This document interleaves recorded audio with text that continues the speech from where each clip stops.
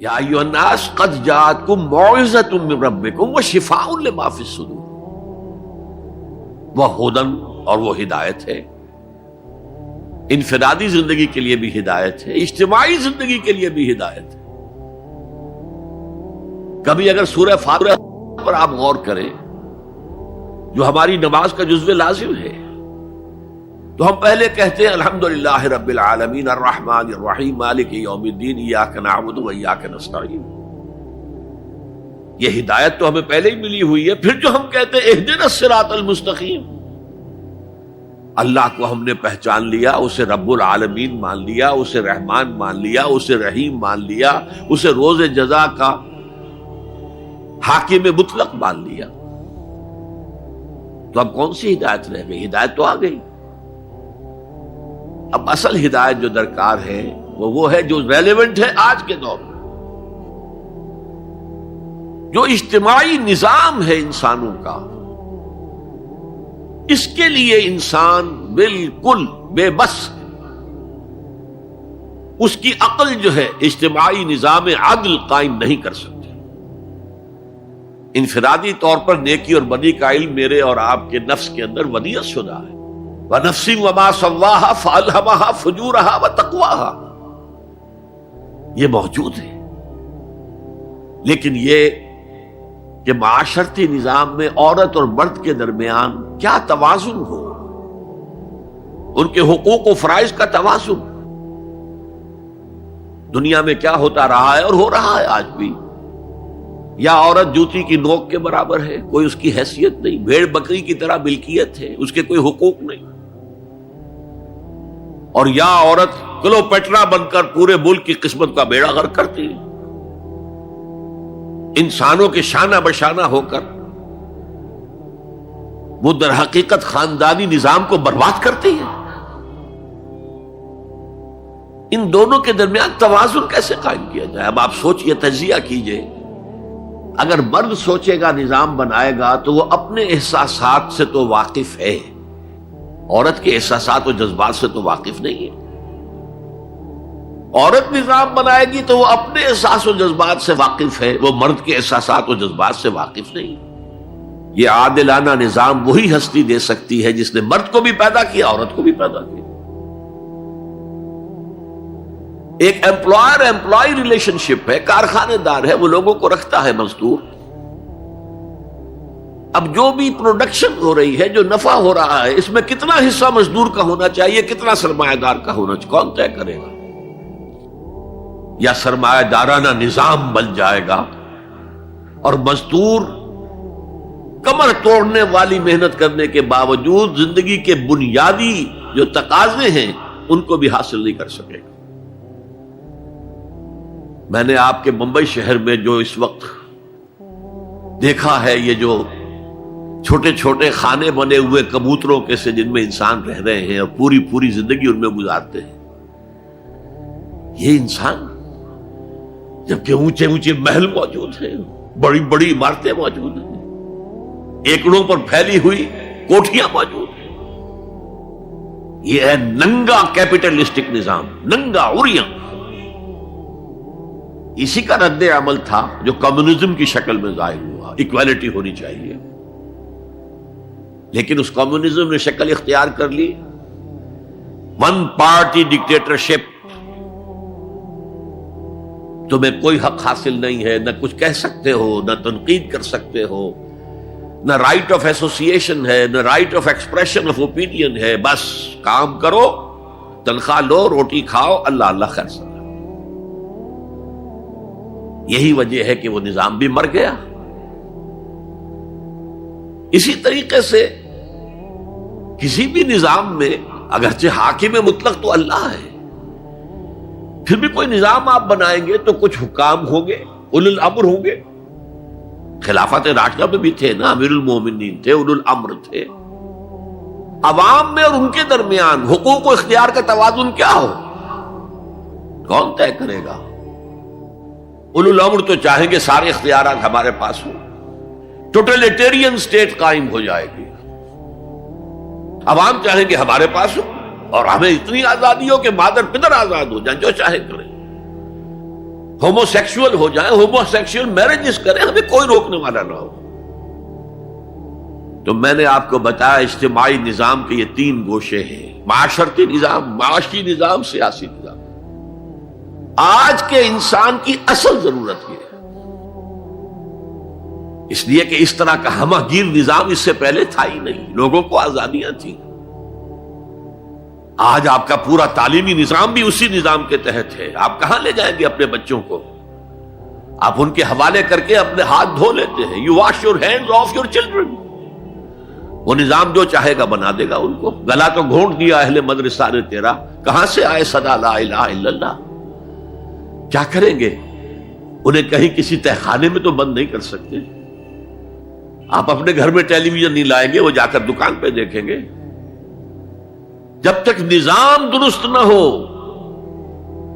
اور نظام کی ہدایت ہے جو قرآن نے دی ہے اصل، ورنہ اخلاقیات کا معاملہ میں آپ سے عرض کر دوں کہ یہ تو نوع انسانی کی مشترک میراث ہے۔ سچ بولنا اچھا ہے، جھوٹ بولنا برا ہے، کون نہیں جانتا؟ کیا ہندو نہیں جانتا؟ کیا بدھ مت کا پیرو نہیں جانتا؟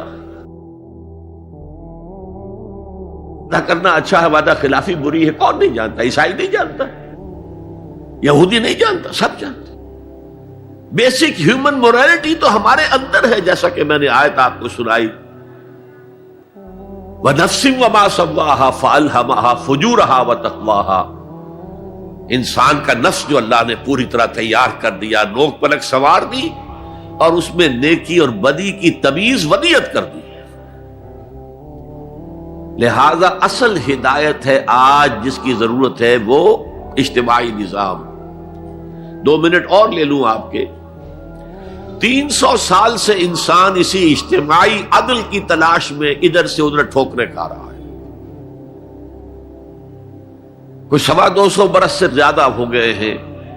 فرانس میں انقلاب آیا، کیوں آیا؟ یہ بادشاہت، جیبانی ادارت۔ بادشاہ کون ہے؟ وہ بھی انسان ہے، ہم بھی انسان ہیں۔ اسے کیا حق ہے کہ وہ حکومت کرے؟ لہذا انقلاب آیا، سخت خونی انقلاب آیا، لوگوں نے چاہا کہ عدل ہو، لہذا فرینچ ریولوشن آیا۔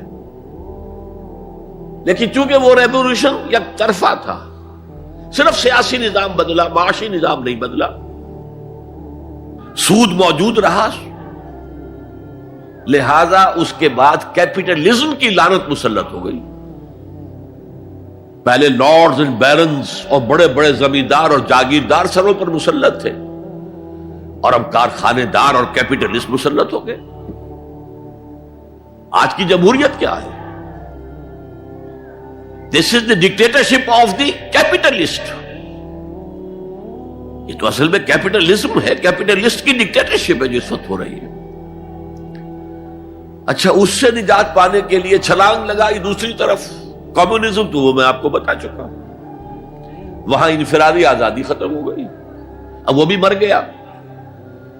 اب فوکو یاما نے تو کتاب لکھ دی اینڈ آف ہسٹری، بس ثابت ہو گیا کہ ہمارا نظام لبرل سیکولر ڈیموکریسی اور انٹرسٹ بیسڈ کیپٹلزم، اس سے بہتر کوئی نظام ہے ہی نہیں، سب ختم ہوگا۔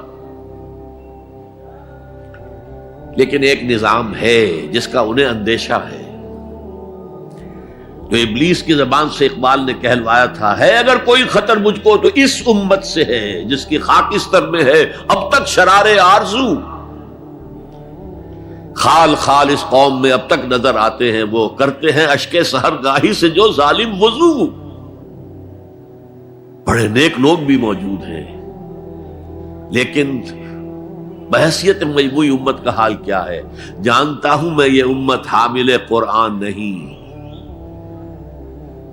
جانتا ہوں میں یہ امت حامل قرآن نہیں ہے، وہی سرمایہ داری بندہ مومن کا دین۔ جانتا ہوں میں کہ مشرق کی اندھیری رات میں بے ید بیضا ہے پیران حرم کی آستین، پیر ہیں، مرشد ہیں، ان کی آستینوں میں ید بیضا نہیں ہے، حضرت موسیٰ والا۔ بہرحال فوکو یاما کی نفی کی پھر بعد میں، اور کتاب لکھی گئی کلیش آف سیویلائزیشنز، تہذیبوں کا ٹکراؤ ابھی آئے گا۔ تو میں اس سے زیادہ اس ایشو پر نہیں جانا چاہتا. ہدایت، انفرادی ہدایت بھی قرآن میں ہے، اور سب سے بڑھ کر اجتماعی ہدایت جس کی آج کے انسان کو سب سے زیادہ ضرورت ہے، the system of social justice, جو صرف اللہ دے سکتا ہے. اس لیے کہ کارخانے دار بھی اسی کی مخلوق ہے اور مزدور بھی اسی کی مخلوق ہے. جو اولو الامر ہے وہ بھی اسی کے پیدا کرنا ہے، اور جو عوام ہے وہ بھی اسی کے پیدا کرنا ہے. مرد بھی اسی کا پیدا کرنا ہے، عورت بھی اس کی پیدا کرنا ہے. جیسے ایک حدیث میں آتا ہے الخلق عیال اللہ، تمام مخلوق اللہ کے کلبے کے مالک ہے.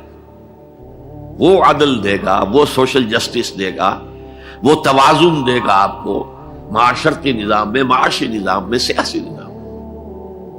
اس کا نتیجہ چوتھا جو نکلے گا رحمت للمومنین، اب وہ رحمت ہوگی آخرت. جیسے حضور نے فرمایا الزہراوین نام دیا سورہ بقرہ کو اور سورہ آل عمران کو. الزہراوین، زہرا کہتے ہیں بہت تابناک حضرت فاطمہ زہرا رضی اللہ تعالی عنہ. الزہراوین یہ دو بدلیوں کی صورت میں میدان حشر میں ظاہر ہوں گی، اور جو ان سے محبت کرنے والے تھے ان پر سایہ کریں گی، جبکہ کسی کے لیے کوئی سایہ نہیں. ستا اٹھ کے کوئی نہیں خوش ہوتا،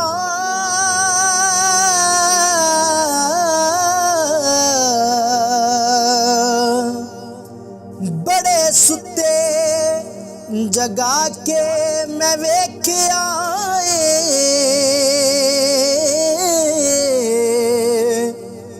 کتے جیا نہیں کوئی وفادار ڈٹھا،